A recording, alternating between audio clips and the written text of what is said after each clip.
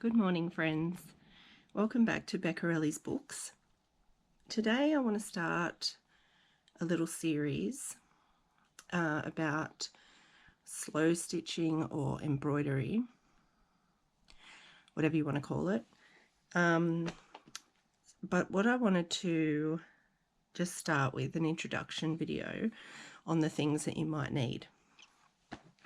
So I don't have a lot. I have a few things that I've collected from thrifting, from the op shops, things that I've inherited from family, and I've bought new as well. Very few things I've bought new. Anyway, so a couple of things that you'll need.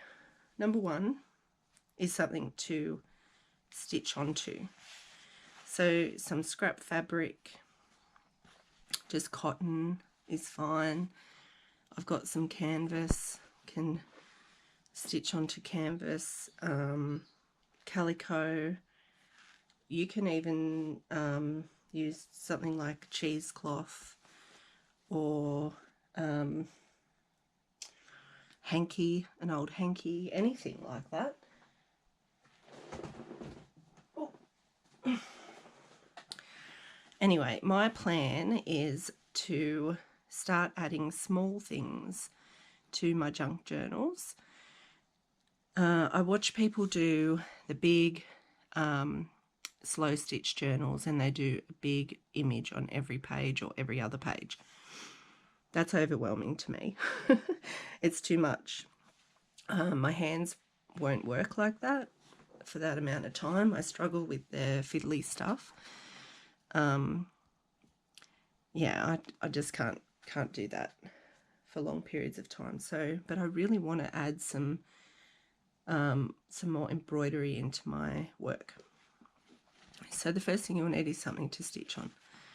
The next thing you'll need are needles. So I have got some embroidery needles. These I just picked up for like $4 from Spotlight. And I have a whole bunch of other different sewing needles in here. But these are the ones that I will use. I do believe that they have a sharp point and a decent sized eye, so you can thread your embroidery floss easily. The other thing that you'll want is some embroidery thread. I've got a couple of different brands, Semco and DMC. Most of these I've acquired from picking them up in bundles at op shops. The other day I went through all of my ones and I put them onto these little plastic thingies, and I just stuck the end label in here so I knew what the number was. See, I don't have very many, but I think that's okay to start. Obviously there's some colours missing. I don't have any light blues, which is a shame because I want to do some blue work, but we'll work with what we've got. The next thing you'll need is an embroidery hoop. Now I have one, but it's big. It's like this big, and I think I have even bigger. So I was thinking about what I could use instead of going out and buying one, a small one. And I came up with a couple of ideas. So I have a jar ring. So I'm only looking at doing very small embroideries. And I thought about a jar ring and some binder clips. And then I thought, well, not everyone has that, but everyone would probably have tape. This is masking tape. You could use any roll of tape with a hole, fairly decent size hole in the middle. But this is what you want, a ring. So I've just been playing around with the binder clips, and this is the cheesecloth. This cheesecloth isn't the most ideal thing to get started with because it's quite flimsy and it will pucker. So let's try something like this cotton. So it doesn't have to match the size, but you need to be able to get it fairly taut so that you can work with it. So I'm just going to clip it on.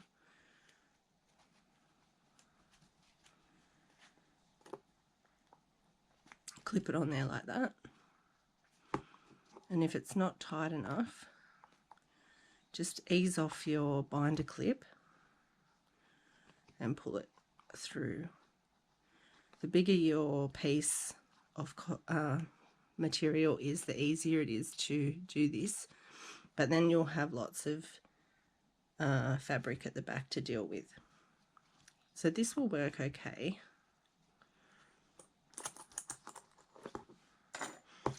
All right, this book I picked up at the op shop. This is overwhelming. There's so many things going on in this book. We go from all of the different things to get started. I mean, it's fantastic, but there's a lot of stuff going on here. You don't need to do all of this. This is all different types of embroidery, going through all the threads, the embellishments, different techniques, painting on fabric, cross stitch, cut work, so many different things. Crewel work. Yeah, it's a great book, but to get started it's overwhelming. So what I wanted to do is just to go through and do very simple little embroideries on my channel. So first up, oh, the other thing that we might need is a pencil, which I didn't get out. Do I have one handy? Probably not. All right, just 1 second, I'll grab a pencil.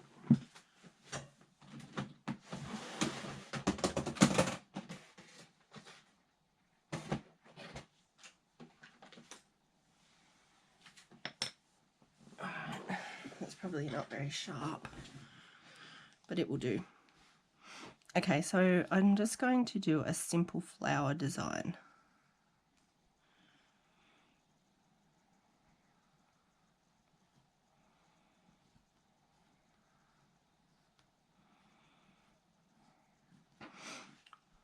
And let's put a leaf on it. Excuse me. All right, so now we're going to pop this back on here. I actually might use the ring.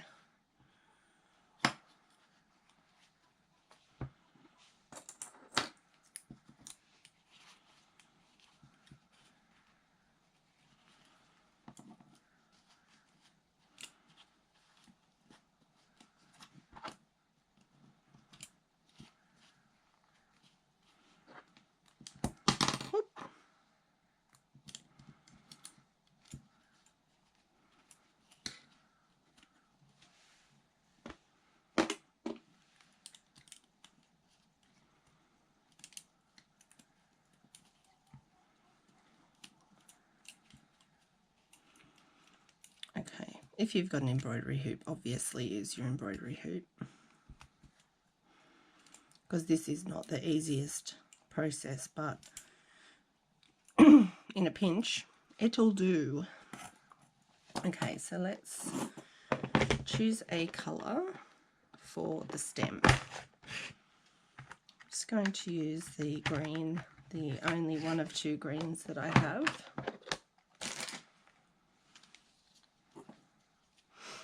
Oh, just a disclaimer while I'm here. I'm not an expert. You'll also need a pair of scissors. And I'm just going to use 3. I think there's a 6-strand one. So let's see, 1, 2, 3.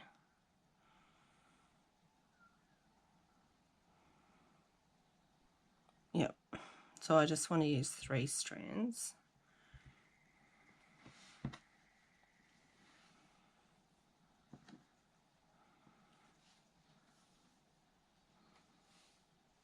And I'll pop those aside for another time.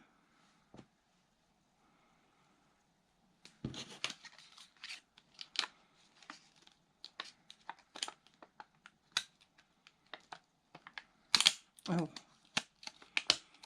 are they so hard to get out? There we go.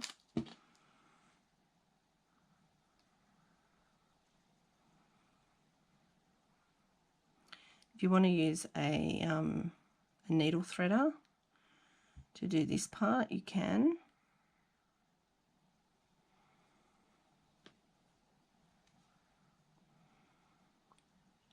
Or you can just squish it between your fingers.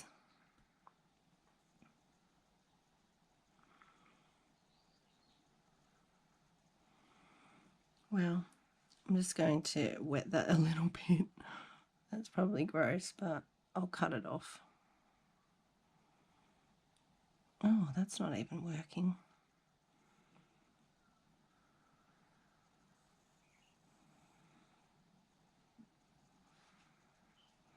There we go. All right.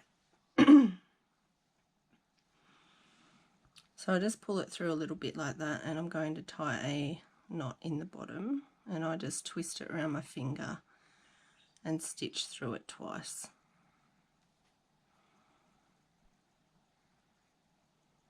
Pull the knot to the bottom. And I'll trim off that gross bit that I just licked. All right. So we start in the back and we come up into the bottom of our flower like that. And depending on how big you want your stitches, just pop the needle straight back into the line. And for some texture, I'm going to come back into the last stitch about halfway, just beside the stitch there.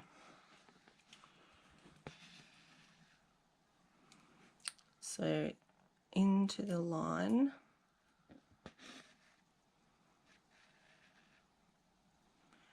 and then back about halfway next to that stitch we just did.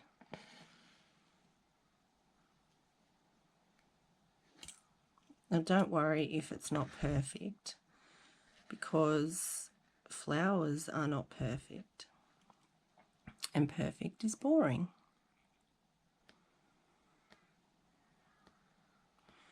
You do, though, really want to make sure that you bring your needle back in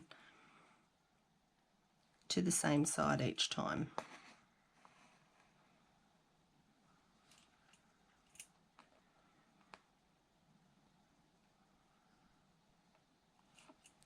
And get it fairly close so that you don't really have a gap, and it fits quite nicely next to there. Can you see?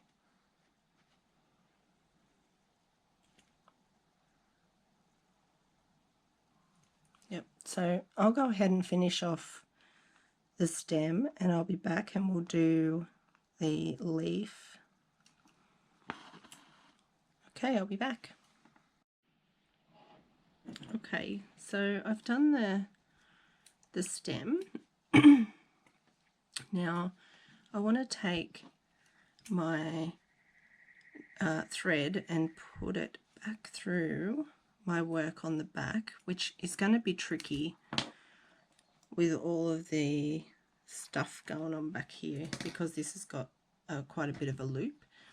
So to do that, I'm going to take it off so that I do it properly and I don't, oh, I've stitched it.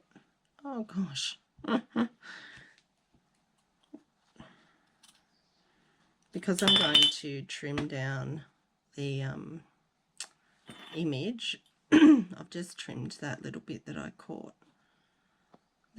See, I am a beginner. I am.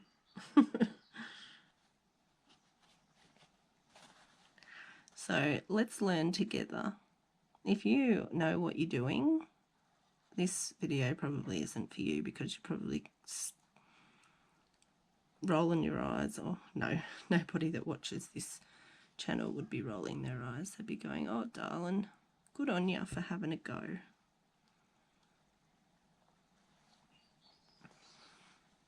And this is how we all start, isn't it? If we don't start, we never get good. This is how you get good at stuff, is just having a go. So I'm just wanting to pop that back through my stitches till I get to the leaf.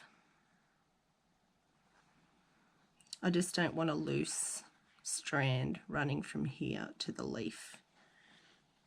All right, that'll do. So now just going to pop my needle to the bottom of the leaf. Now, if you're more comfortable holding your work between your forefinger, your middle finger and your thumb and your other two fingers at the bottom there, you can do that. You don't need to have an embroidery hoop for small work like this. So I have popped my thread through to the bottom of the leaf, and then I am slowly going to fill in the leaf from that bottom, the bottom point, point of the leaf, and just work my way up.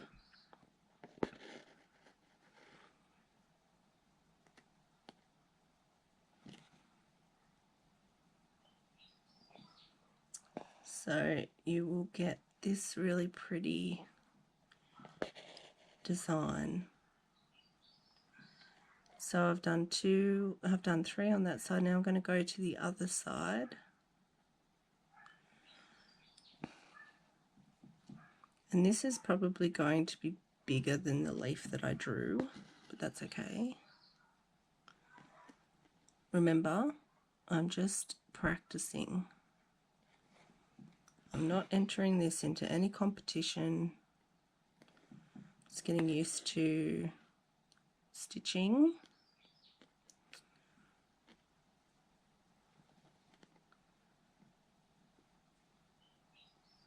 Finding my groove with a needle and thread in my hand. So I'm quite used to hand stitching, just normal hand stitching, you know, straight lines and stitching buttons and things like that. Now I'm going to go back to the other side for a couple. Actually, I might go one for one now.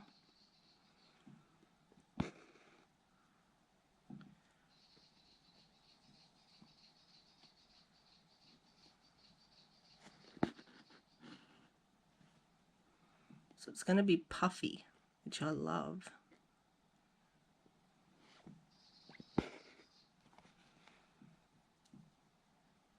Like a fishbone, kind of.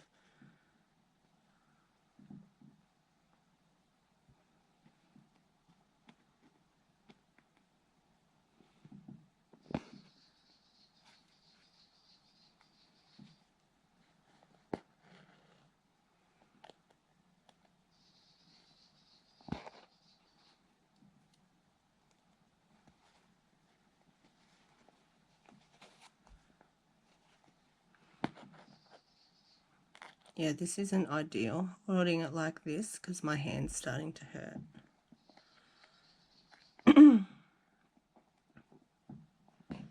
Even just for this small little project. Now, I've run out of thread. So I'm going to finish that stitch, flip it, and I'm going to weave this tail back through my work. Oh, and I've lost my cotton. I don't know even if I do that I'll be able to fit, but what I would have done is just weaved it back through the stitches for the what do you call that, the stem, but that's okay, we'll just leave that there for now. I'll get my other piece and attempt to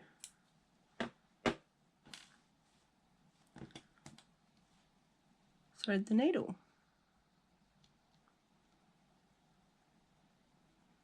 I do have a needle threader, but I don't know that I need it.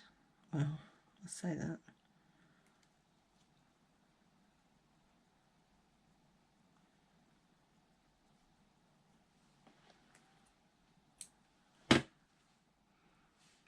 And honestly, I think some threads are made better than others, better quality, and they don't fray as much. This is a DMC thread.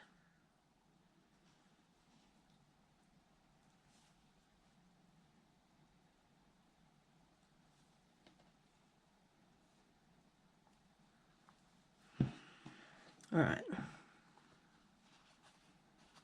So now we come back to the bottom.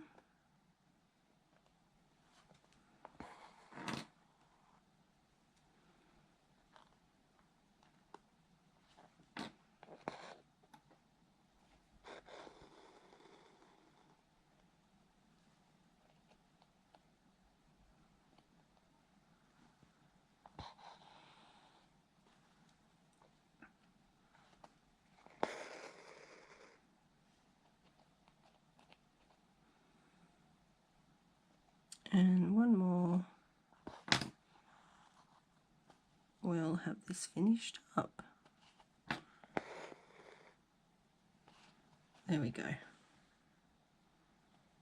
Can you see that? It's like a puffy leaf. I love it. And I'm actually going to do the petals the same way, but I'm going to do the petals off camera because you probably don't want to watch me do that same stitch again.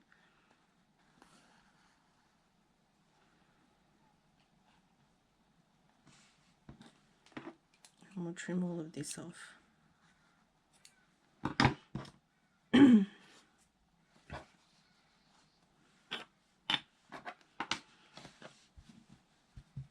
There we go. Now the next thing, I want to put some little rosette thingies. Are they? Is that what they're called? Rosettes? Knots? Something? French knots. That's right. I'm going to use this yellow.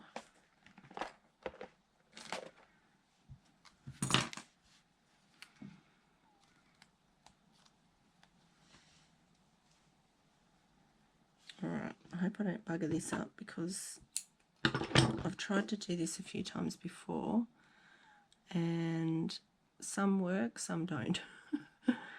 I think it's all about the direction from the stitch that you twist when you're making your French knot. So we'll have a crack and see how we go. Oh gosh, come on. Yeah, this thread is the Semco thread, and you can see it's like a lot more fibery.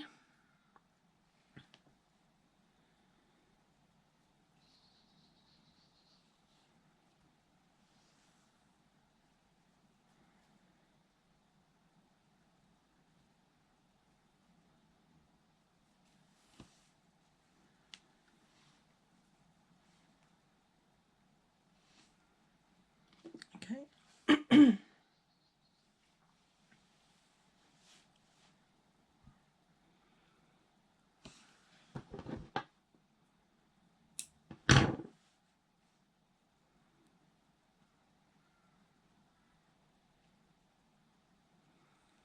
And this will test your eyesight too. If you're not sure if you need to go see an optometrist, this will get you knowing for sure. And I do wear glasses, but only for usually screen stuff. But I'm not wearing them now because I don't feel I need to. And I don't like them. I don't like the feel of them on my face. Anyway, so we're going to do some French knots up in here. So I'm going to start right in the middle. Come through. All right, so then I think you hold your, we might get into some trouble here with all our finger work. And then I think we go away from the stitch. And we're just going to do 3 twists. Can you see that?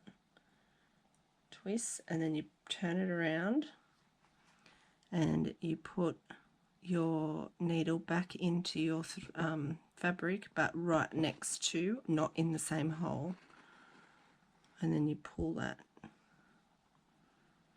But I didn't do it tight enough. Yeah, so it's all very loosey-goosey. I don't know if I can tighten that up.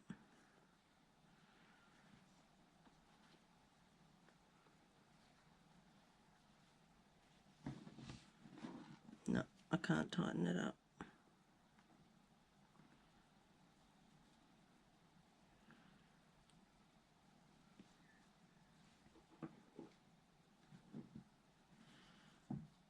Yeah, so that is this loop here is caused by the length of cotton from the stitch to the knot. So the knot is great, but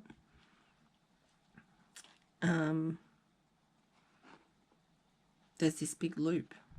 So that is caused because there's a loop of thread from this piece. So what I'm going to do is pull this at the back, and that makes my knot correct. All right, let's try and do this properly. Go again.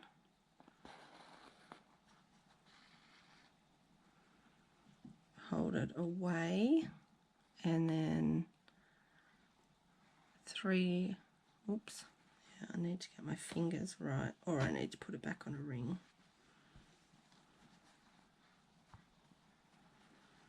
And put that between there and there, and then thread there. I'm going to untwist my cotton because it was all twisty. And 3 loops, and then I'm going to bring the knot right back. Oops. Okay, do it again. 1, 2, 3. Bring that knot closer and put that in there, and I'm going to put my thumbnail on the knot while I'm pulling the rest of the thread through. Yeah, there we go. Can you see that? We don't have any loops anymore. So obviously not an expert. But like I said, this is how we become experts. Experts don't just be born experts. They practice, practice, practice. And you got to start somewhere, peeps. So we're just going to do a few more of these. Oop, oop, oop. Hold that. Yeah, I think for this particular stitch, I think the ring would be helpful. I'm going to use this.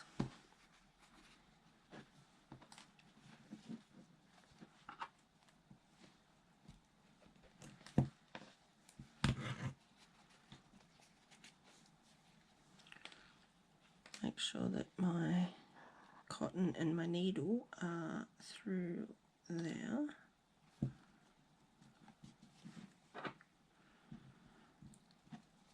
So this is a comedy of errors, isn't it? But that's okay. This is why I wanted to make this video, to try and help out somebody that may be wanting to do this but is feeling a bit intimidated by something new.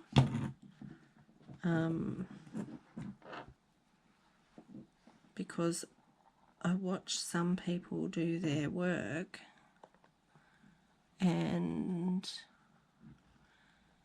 it really feels like they have been doing it forever. And I haven't, so I just want to show everyone that, you know, we all start somewhere. And have a go, because it's actually quite relaxing.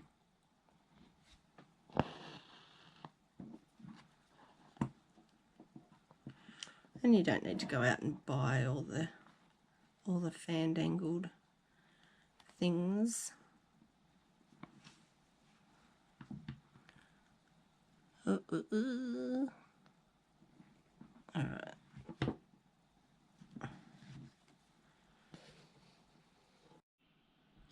Okay, I just lost all of that footage. I'm so sorry.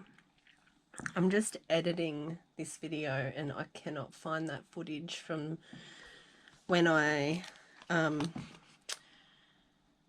had finished the little rosettes to now. I have the tiniest little bit at the end. So I thought I'd just jump on and show you what I did. Let me see. So I finished off the flower petals with the same technique that I used for the leaf, and then I tore around the fabric, and I took this pink fabric here and I tore it to just a bit bigger, and I did a messy rudimentary stitch straight stitch around the edge onto the pink fabric. And then over here I have used a gathered lace, and I've just attached the gathered lace to the card, and this is just a printable. I haven't got this in my shop yet, but I will soon. I'm just trying to get it all together and test them out. But you could use anything. I've just used this ledger, old ledger, that is really cool. And I wanted a contrast, so I like the grey of this, and then the pink lace is glued onto the cardstock, and then I've glued the fabric down as well. And then I took a pink bow from my bow jar and glued that on as well. And then I was so very generously gifted these beautiful rose gold paper clips from Leanne, and I added some little charms that I thought went, and that's how this will attach to the journal over the top of a page, and it will just be pinned on there, and that will go into the pink cookie box journal very soon. I'm getting there, guys. I'm getting there. So I hope you enjoyed that little long video, and you'll join me on trying to get better at something that I'm not good at. So I'm going to do one as often as I can and create something with it to put in my journals, and hopefully I will get better. So here's a close-up of how the flower turned out. Can you come on, get out of there, scissor and finger. All right, so you can see it's not great, but I don't hate it. And as I've said, perfect is boring. So anyway, let's try and get better at things we're not good at. All right, have a great day. Talk to you later. Bye.